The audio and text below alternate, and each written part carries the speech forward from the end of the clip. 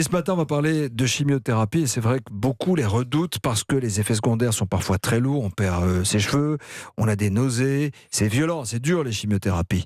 Mais ce matin, vous arrivez avec un peu d'espoir, Anissa Mbida, car des scientifiques semblent avoir trouvé un moyen de limiter ces effets secondaires. Oui, ils ont réussi à restreindre l'effet de la chimiothérapie à une zone, à un organe en particulier, là où il y a les tumeurs, donc à éviter que le produit se diffuse dans tout le corps. Parce qu'on le rappelle, la chimiothérapie, c'est avant tout un poison qu'on injecte dans le sang, qui va détruire bien sûr les cellules cancéreuses, mais aussi au passage des cellules parfaitement saines, et c'est ce qui provoque les fameux effets secondaires. Est-ce qu'on peut dire à nos auditrices, auditeurs ce matin, pourquoi on perd ses cheveux après une chimiothérapie ? Mais parce qu'une chimio va s'attaquer à tout ce qui ressemble de près ou de loin à des cellules cancéreuses, c'est-à-dire toutes les cellules qui vont se reproduire extrêmement vite. Or, c'est exactement le cas des follicules des cheveux, c'est pour ça qu'on a des cheveux qui poussent, et des cellules de l'estomac. Et c'est donc la raison pour laquelle on a des maux de ventre, énormément de maux de ventre, et qu'on perd ses cheveux. Et bien, pour éviter justement ces symptômes, ces effets secondaires, et bien, des chercheurs de l'Université de Columbia ont mis au point une sorte d'éponge que l'on va placer sur la veine à la sortie de la zone à traiter.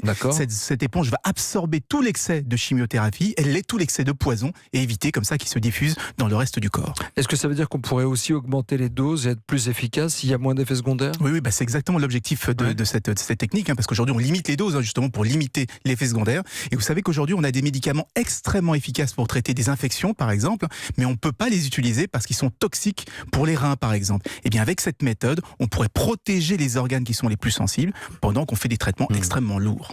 Voilà, c'est un sujet délicat. J'ai une pensée particulière ce matin aux patients encore hospitaliers de tous les services oncologiques de France qui font un travail extraordinaire. Merci Anissa Mbida.